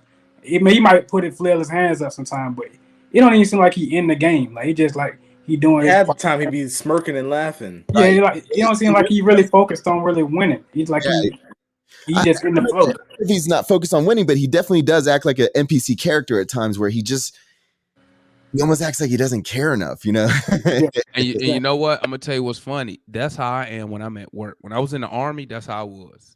They was like, I was so chill and relaxed that people would come up to me and they'd be like, "You don't even care," blah blah blah. I'd be like, "I care." I said, "I'm just not jumping up and down, hooping and hollering." I control my emotions like that. When I play basketball, the thing is, like when you play just basketball, when you're playing with just a pickup game, or when you're playing in a game that has referees, for some reason, I'm way more agitated when it's referees versus other people calling their own fouls. When it's other people calling their own fouls, I almost respect it more for some reason. But when a ref calls it, I really get my emotions into it. And like it kind of distracts me sometimes. And I see that happening with a lot of our players sometimes. I'm more of a when I play sports or in the gym, when I'm lifting weights, or especially when I'm out here running, I'm talking so much trash, bro. I talk trash. I definitely talk so much trash. Because you know why? I'm gonna tell you, this is my thought process with trash talking, right? I only talk trash not to get me hype, but to hold myself accountable. Like I'll be like, "Oh, interesting. Listen, I'm talking trash," and in my head, I'm like, "Nah, I know I got to show out now." Yeah. Now I got to show out. No, that's why I'll start talking trash early. Or anything, I'll start talking trash just so I can tell myself, all right, T, now you can't mess this up, because cats, as soon as you jack up, they're gonna be on you. You know what I'm saying? But hopefully Dre come around, because Dre, next year his final year team option. I want to see him pick up a couple flagrants or a couple technicals or something, man. Like, man, you probably go push him and he ain't gonna do nothing. Get mean, man. Dude, get angry about the game, bro. Yeah, someone can throw a basketball at his head. He'll just you need one of them. You need one of them little kids. You need one of them little kids on the sideline who was talking that trash, like they talk that trash to what's the boy name from Portland? You see him run up on that fan, Anthony or whatever. Oh yeah. Nurkic or whatever. Yeah, Big Nerd. I love Big Nerd. Nerd ran up on that little boy. He's like, "What you say?" I love Big Nerd. Denver drafted him. Hey, I have a question. If we were to divide our team from front court to back court, from front court to the guards, who do you think has a better mentality as a group? Do you think that that our front court has more control in the game? Like, do you think that they're kind of feeling good about themselves, or do you think our guards do? Because it's hard for me to understand like how our team works together with the front court, with the guards to the big men. Like there doesn't seem to be any cohesion between those two groups. Do y'all feel that as well? I think it's the guards, but I think similar to what you're saying, except the only thing I said was I think the bench has more chemistry than the starters because the ball moves. And it's funny because even though, somebody like a Clint Capella know their role is not to be a primary scorer, like everybody still want to at least touch the ball. Like nobody want to run down court Constantly. and the ball already gone. You know what I'm saying? Make or miss. You know what I'm saying? And I think what happens is with the bench, you get more involved. You get more people involved. Not saying that the bench is better than the starters. I'm just saying I think they have better chemistry because you got a mix, some of everything, and usually they actually come out and actually perform. Now, Well, I think that was on full display when Trae was out of the game recently. Like Trae was out against a pretty good team, and the team played well. The team played well. We never were in that just sitting around watching Trae phase. Like we were literally all engaged, and I think you're spot on that. And you play well. Now they don't, without Trae, they can't play like extended time without Trae. Like they can't go. I don't really believe we could go a month without or play a month of games without Trae Young and be Better. above 500. You know what I'm saying? But those guys need to. I think a lot of them have a lot to offer, but when you playing with a player like a Trae Young whose superstardom is just so big, you kind of just in your head defer to him. And I think that's where you lose some of the aggressiveness from Bogey and Hunter. and Herter, because when they're on the court with Trae, it's just like tonight. Besides Bogey, because he was cooking, everybody else was just giving Trae Young the ball and getting out of the way. Nah, I want to say, Go ahead, I think Trae Young learned his lesson, bro. I mean, as far as like besides the first quarter, so the second quarter from the Pelicans game up until now, I seen a different Trae, bro. I mean, he getting the ball off. He seen that he seen what's his name, Bogey. He seen that he was hot. He giving the ball to Gallo, letting him do his thing. You know damn well he ain't giving the ball to Clint Capella. I mean, what he gonna do? I mean, but he back to him. He was sharing the ball, and then he was playing defense. You feel me? He active out. He under the screen. He was getting bullied still, but he was still being effective and just being another body. Because he ain't Isaiah Thomas. I mean, he's still 6'2". He's skinny, but he ain't Isaiah Thomas. So he was playing some defense tonight. He made him pass the ball a few times. I mean, I think he changed his mentality, bro. Just from last game, from the second quarter on up. I see a different Trae, bro. As far as sharing the ball. I don't think it's Trae's mentality. I think it's like if you go back and watch like Michael Jordan, right? Besides Scottie Pippen, all them fools deferred to Michael Jordan. And because that Michael Jordan, and same thing for Trae, because those players are so good, the other players lose some of their aggressiveness because they in their head, they're like, I need to make sure our best player on the court right now is, getting the ball. You know what I'm saying?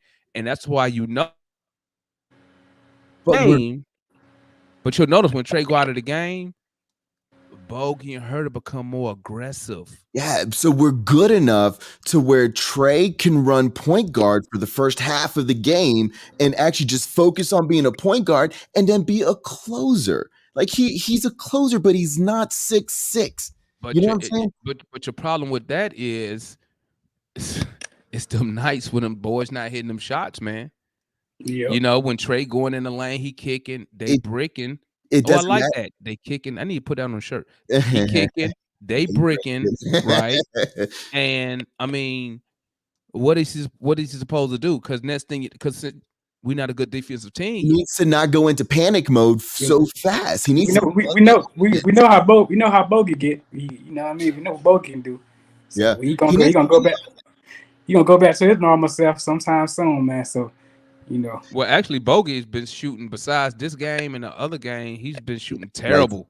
Right. Oh yeah, true that. Yeah, he's been terrible. I think he's shooting for the month of March, like 30% from three. Like his shooting has been terrible this month. I mean, he had games here and there, but overall for the month, it's terrible overall. I really think that that our playoff chances obviously ride on Trae Young's mentality. But I think what his maturity needs to have, what needs to happen in his maturity in his game, is that he does need to come out and look for his guys first. I think Trae is just the type of guy that can just get off, and he gets off on rhythm, so like if he gets in there and just focuses the first 12 minutes, I'm not saying don't drive, because he's got to drive and he's got to attack. The thing is, like, every time he drives and attacks, it's a free kick out. Like the guy's just got to make shots. Like, he's had so many hockey assists missed, on wide open jumpers. Like, we need somebody else besides Bogey. We need somebody else who want to score the basketball. Right. This was an easy game for him, bro, because they wasn't double teaming him at half court. But when we faced the Hornets and they rushing him at half court, we got to have a game plan for that, bro. This game was easy for Trae. Trae can drop 45 every night if they playing defense like this. But when they playing double team, bro, we got to have a game plan for that. And I don't know why the Knicks didn't double him. I don't know what they was thinking. Like, why would you not want to double Trae Young when it's been so effective the last like 2 weeks? Yeah, like what was Tibbs thinking? Like, that's ego's a motherfucker. But I think that Trae was going to win this game regardless. I mean, he is that special of a player where he can will himself to a victory, and he played really well down the stretch. The Hawks need to learn how to close games. Like, we're not like some floundering team that has just been like, woe is me. We have been in games with every good team we've played. We've been in games with the bad teams that we lose to. Like, we just don't know how to close games, and that is a maturity thing. So we just got to see that build and get better. And you got to beat the teams you're supposed to beat. Like, there's no way we should have lost to the Pelicans without Ingram. There's no way we should have lost to the Spurs at home like that. It's no way we should have lost to the Pistons at home. And we could say that's a maturity thing. You know what I'm saying? But I mean, these guys, when you look at how the season's been playing out so far, I mean, when we lose to these teams, like, I'm not even gonna lie. If we lost to Detroit tomorrow, I wouldn't even be shocked. I wouldn't be shocked, because our track record says that's what we do. We play down to teams. I don't understand why we play down to these teams at this moment in the season, where every game is almost like a must win at this stage. You know what I'm saying? So they just need to find a way. First, they got to find a way to up the intensity on a Wednesday night in Detroit. Okay, you got to find some type of way to motivate yourself, and we need somebody else. Hopefully, it would be Trae Hunter to say, "I'm going for goddamn 25 points tonight," instead of just, I'm timid, I don't know what to do. Hey, Lou, let me ask you one question. I'm gonna say, have you seen this? I said it earlier, man. I forgot who posted it in the chat. They said every time Trae Hunter tries to attack the basket, he'll fake out the defender, but then run the same direction as the defender he faked out. That's why he can't get to the basket. I have seen that. Like, the thing is, like, Trae is just, he doesn't have a lot of game experience because he's always hurt, and I think that has really limited his complete evolution as a player. I think we still should have the expectations of his potential. I just really think that he's got a lot to learn, and we aren't going to coach. Where's the coaches that we're bringing in for these players specifically? Remember when teams used to do that? Like, if they had a big man that they would go out and try to find an ex-big man that would go in there and coach them a few things. Like, who are we bringing in to teach these guys the nuance of the game? We bringing in Nate McMillan's son. Dude, I was just that's what we bringing in. Bringing Nate McMillan's son. Nate McMillan making sure his family can secure the bag. I don't even secure the bag. I don't even understand why you hire a son. Like, that's like, what is he gonna tell his father when he's coaching? Exactly. You're not gonna listen to him. You don't know nothing about basketball. I ain't lying, bro. I ain't lying. You're supposed to get somebody who's supposed to counteract what you're doing. And say, I stand on what JR said. I ain't lying, bro. Listen, listen, I got a son. My oldest son is 18. My son is 18, bro. Let me tell you something, bro. And my son, he lift weights when he come back down from college.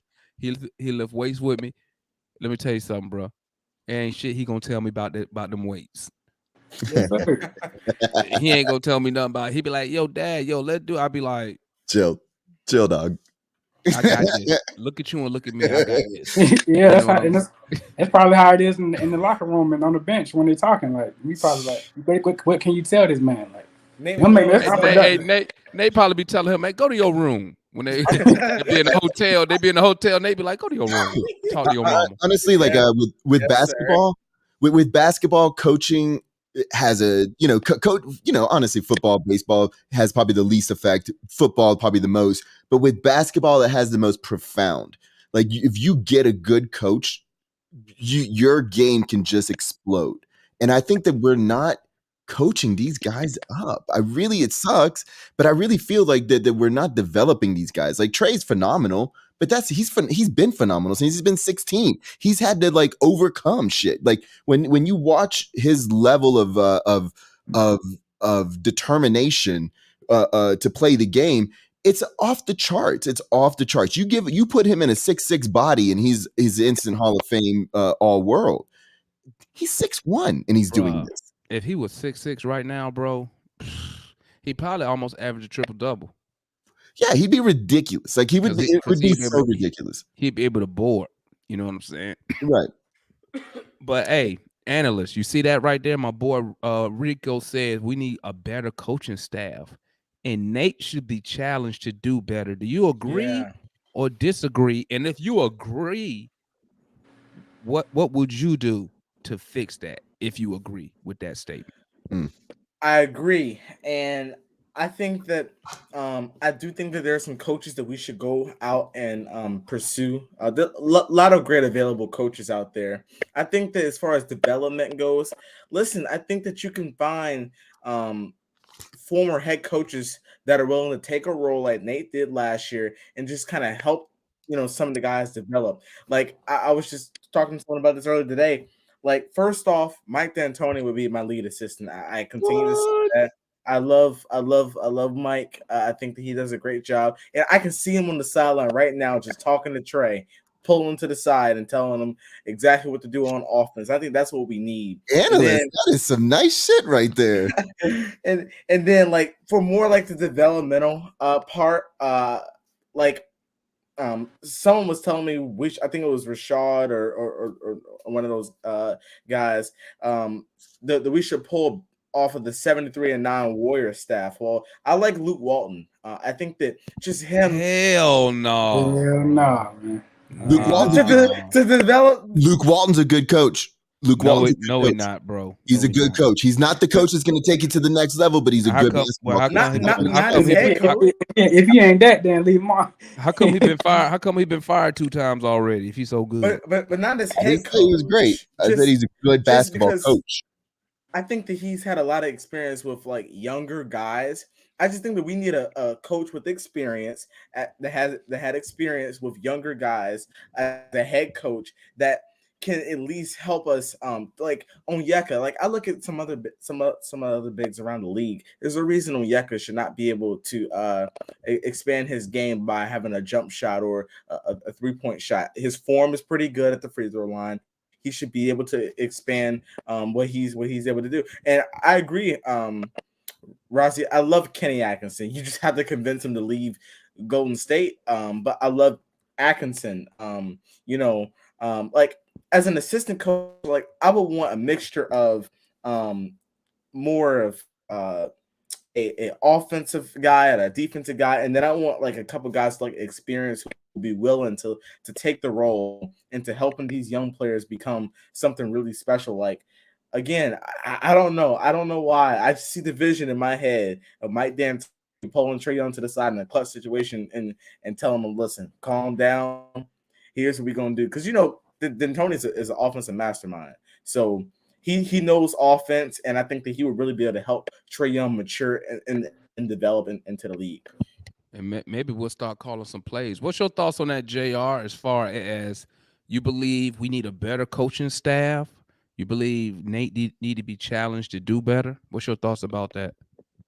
When I kind of look at them, I'm kind of looking at them like a football team with like a defensive coordinator with no offensive coordinator. So, like analyst said, I'm looking at Mike D'Antoni just for offensive purposes. You know what I mean? That sounds like a good combination. You know what I mean? And if he's on the market, you gotta grab a guy like that, man. Yeah, right. Because you know one thing about D'Antoni, he gonna get the most every last crumb out your offense that you can possibly give. Oh yeah, you gonna put some points on the board now. And Nate McMillan. I mean, when I look at defensive coaching, he's a pretty good defensive coach. I mean, it's just a lot of guys. Just it's an effort thing. You know what I mean? So I feel like if you just can handle that side of the ball, and D'Antoni can handle that side of the ball, and they make a good mix, and then it can work out. I can see it working out. And Lou, what's your thoughts on that, Lou, on the coaching staff? This is my thing. 2 years ago when we were being ran by Lloyd Pierce, I was looking at our team, and I thought we needed someone who could put a complete offense and defense install an offense and defense, and have certain philosophies to fall back on offense and defense, and also be a great in-game tactician. Like those are the things that I want in my head coach. And back then, I was looking at this guy named Jay Wright from Villanova, and I still think someone like him, for the youth that we have on our team, we bring in someone like that, and I think it would benefit the whole team. This guy knows how to coach basketball. Hey, I feel you, man. like that, matter Jay of fact, I remember when you brought up Jay Wright. About 1 or 2 years ago. I mean, when you brought him up about that. Yep, I sure do. Cause I was like, oh, yep, I remember that. But Jay Wright. So you would bring him on as an assistant, correct? Not Jay Wright. No. When you're talking to Jay Wright, like I said, this is before Nate was on the team. So what about right now? Right now. So let me rephrase the question to you, Lou. What would you add to the staff? Yeah. I would definitely go after high level head coach style. Like Nate shouldn't have the ego where he's worried about this type of shit. If he really wants to try to get himself a chip, then he needs to bring in guys that are at his level. So sort of like how they did LP, how they put Nate on his staff, which kind of put some pressure on LP. Because I'm like, why are you putting a former head coach on my damn staff?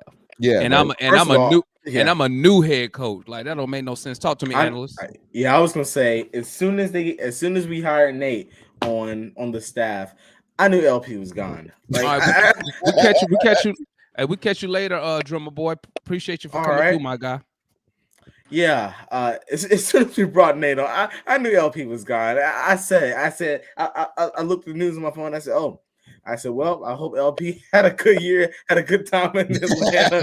I said, because he about to go. And sure enough, 14-20, he's gone. And I just knew it was a matter of time.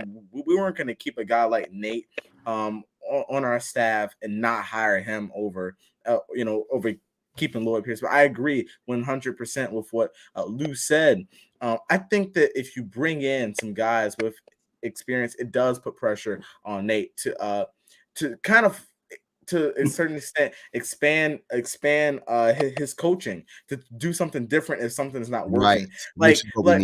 Like Nate McMillan, I'll tell you, Nate McMillan does not fear Chris Jett for taking his head coaching job. He does not fear his son for taking his head coaching job. Where if you bring a guy like Mike D'Antoni, now I'm just gonna start naming guys that Well, but hold on, analyst. Before you do that, if you go and look at teams like Toronto, who have built their teams based on their coaching staffs, and Denver, who have built their teams on coaching staffs, you see the benefit of it, and you see that it's possible. But the thing is like now we have Nate McMillan, who is an entity. He's an ego. So like, bringing in a Mike D'Antoni, you're going to have to talk to Nate. Nate's going to have to approve that, And so that's going to be a harder sell. So what we may want to do is bring in these no-name guys that are just savants. Hold on. You think Nate got that type of pull right now where they got to go through him to get another coach? Well, I don't think not any coach. I don't think Travis I don't think Travis would just say, "Hey, you need to put He's this dude on. on your staff." I don't think he'll Exactly. do Nate because you got to still, even though Travis is the president of basketball operations, you still got to have some type of respect and And professionalism. decorum. You know And what I'm Right. Travis saying? has said that he said that he wants to respect, like he don't want to go stepping on anyone's toes. But I'm telling you, if things get too out of hand, Travis gonna Man, make. Yeah, it's too because I much. don't think. It's too Go much ahead, money. Jr. It's Go too ahead, much. Jr. It's too much money on the floor. They stepping on the boss man toes with that performance they putting out there this year. So the Yeah, toes already got stepped on this year. So Yeah, it's and what it seems like is we're just not being coached, and it seems like our coaching staff is not thick. Like it seems like we have Nate, who's a really good motivator, really good at what he does as being a head point guy, but it seems like we have a lot of scrubs as our coaches. It seems like our best coach we knew we lost already coming into this season. He was the guy that right. threw the damn chair, and so Melvin Hunt. yeah, and so what I'm saying right now is that we need to go and start thickening up this coaching staff because there's not enough attention and not enough player development. So we may not need to go, even though Mike D'Antoni sounds amazing, with a person like Nate, it may not be the best strategy. What we need to do is be smart. In the same way that Boston got a guy like I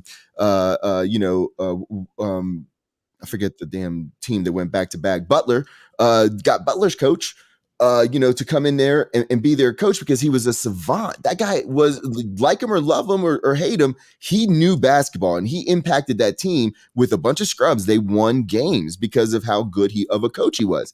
That's the level. We need to get a guy like that and put him in as a second and third and fourth type of guy. Like we need this. We need to infuse it with some youth. Like there's this guy on Instagram that breaks down basketball. And I thought I knew basketball. This guy breaks down basketball plays at such a minute level with his, I'm talking about attention to foot. I'm talking about attention to everything like hip, this, that.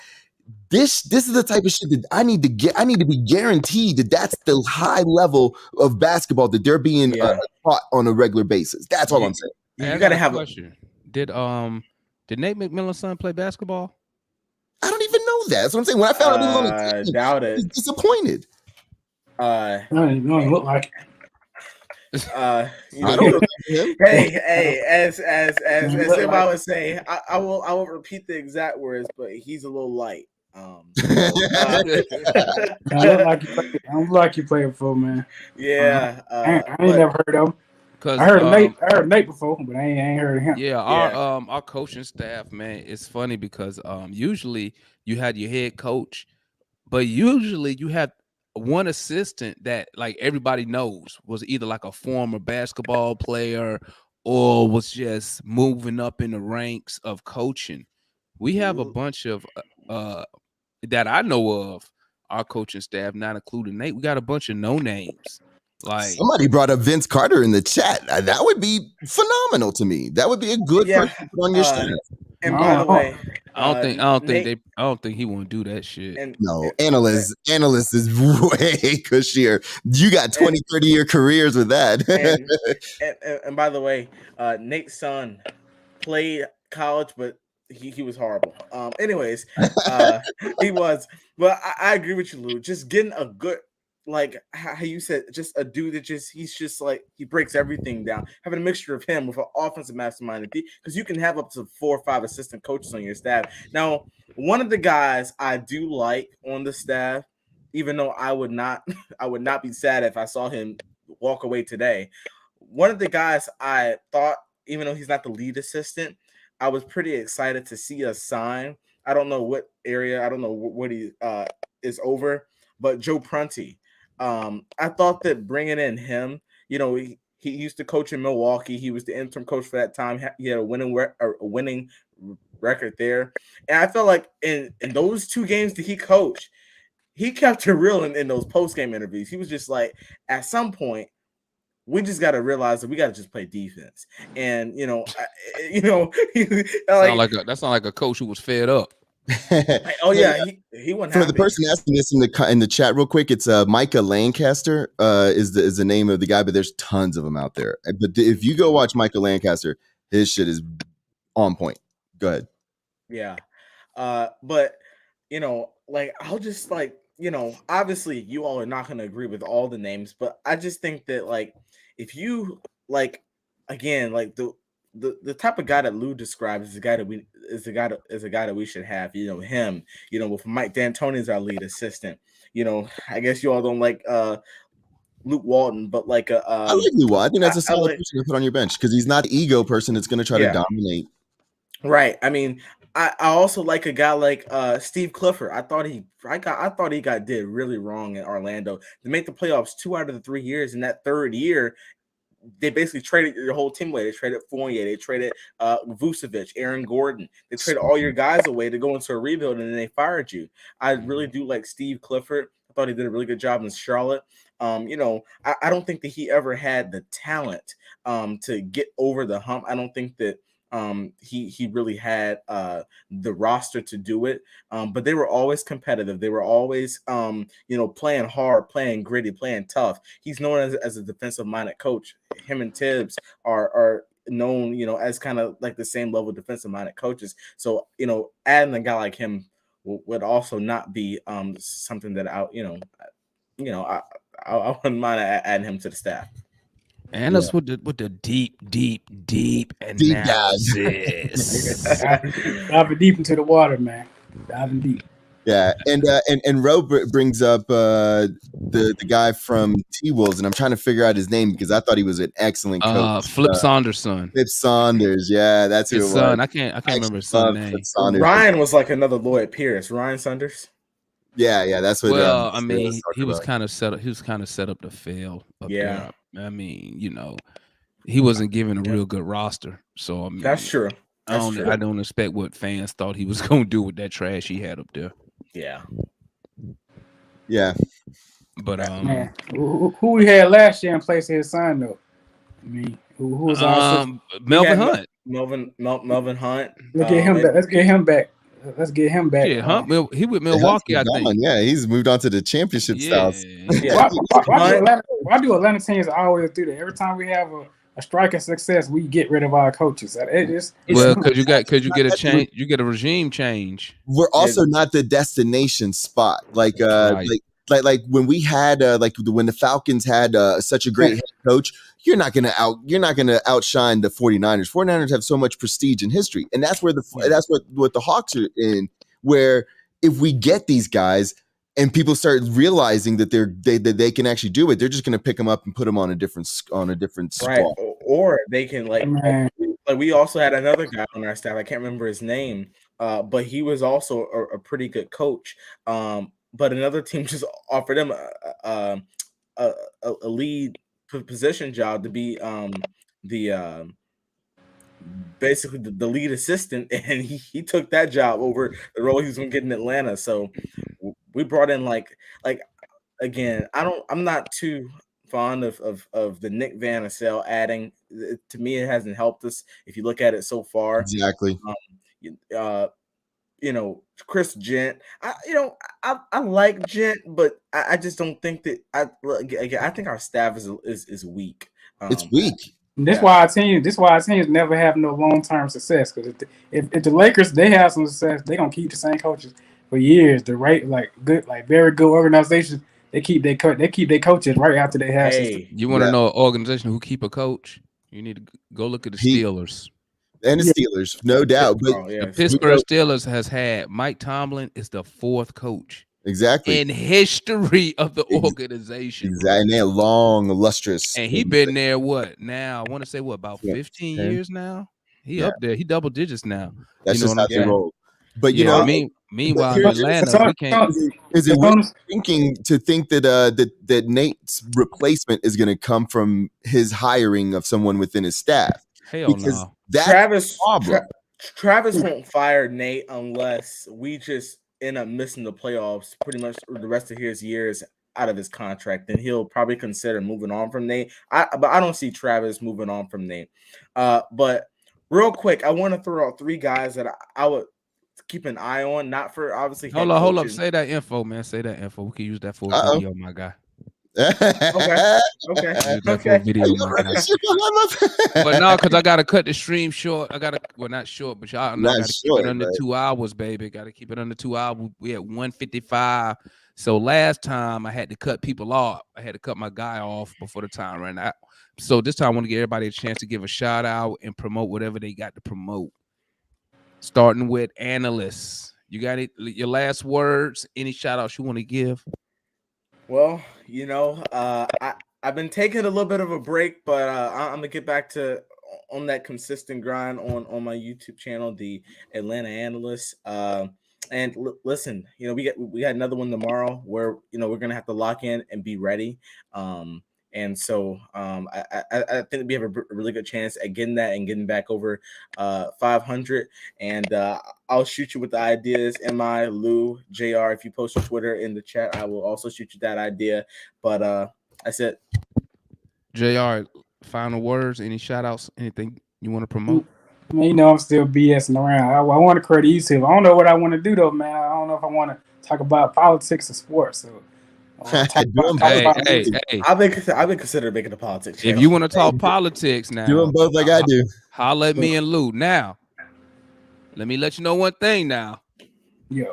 You might not get monetized messing with me and Lou when it comes to politics. Yep, that's why I don't. That's why I don't treat. That's why I don't do. I just talk politics on my Facebook page. I just post on my Facebook. I'm gonna do something soon, man. I'm gonna let y'all. I know I'm being BS. I'm gonna do something soon. Let you guys know about it. I love it all. All right, that's what's did y'all already do player ratings? Yeah. Damn. Yeah. Okay. Last words, Lou. Hey, watch us talk some shit tomorrow. 5:00. I'll try to get the analyst on. I send him his tweets, but he's probably in school. Yeah, and then Damon, and Damon comes on late, casual. Analyst got to be homeschooled, bro. I am. I was about to say because analyst, bro, you can hit him up anytime. Yeah, I hit analyst up one day like at 12 o'clock, and he just responds like, "Ain't you supposed to be in school?" Hey, so just come watch us talk tomorrow. We'll talk more about this game. We'll talk more about the future. I'll have a few topics that I think about that I want to run by the guys. So come check us out. Maybe I'll throw a video out there that talks about the Hawks a little bit too. So come check that out. It's New Pack City. We have our own little YouTube page. It's New Pack Raps. And find us on YouTube as well. Or not YouTube, but Facebook as well. We're on Twitter. We're on all that stuff. So yeah. Make sure y'all come with this show, and you'll find us eventually. Yeah, make sure y'all come tap in tomorrow, 5 o'clock Eastern, 4 o'clock Central, my time. New Pack Rap Podcast. We do it every week. Come tap in with your homies over there. We talking Hawks basketball like we do. Me, Lou, Chauncey, who y'all seen up here, Mike, who y'all seen up here also. We go at it, get it in. And my guy Eddie, y'all ain't seen Eddie yet, but Eddie's wild though. Yeah, man. Eddie, get your video demonetized real quick. if he's anything worse than Chauncey, then you ain't seen nothing yet. The baby. You ain't seen nothing yet with me, Chauncey, and Eddie going at it. You ain't seen nothing yet, man. But it's a beautiful thing to watch. Yeah, That's make sure y'all the whole shit. Make sure y'all tap in, man. Tomorrow, we gonna be here tomorrow, baby. Post game live. I'm thinking about what I got going on. Might do a pregame video, probably sometime afternoonish, like morning, afternoonish, 11, 12ish. I'll probably tap in with analysts because I know he gonna be at the crib. You know what I'm saying? And I just want to, salute the chat. Thank y'all for coming on. JR, analyst, my boy Lou, once again. I appreciate the support. We Talk Hawks TV, baby. This is a channel for the fans. By the fans. So make sure y'all tap in with us, man. Every post game, we gonna be here. We gonna be here with the player rating. So on that note, gotta sign off. About to hit that 2-hour mark. Hawks got an 8 for me tonight. You say what, Lou? I said Hawks got it since I didn't get to do a player rating. I said Hawks got an 8 for me tonight. Okay, 8 across the board. And it's your boy, man.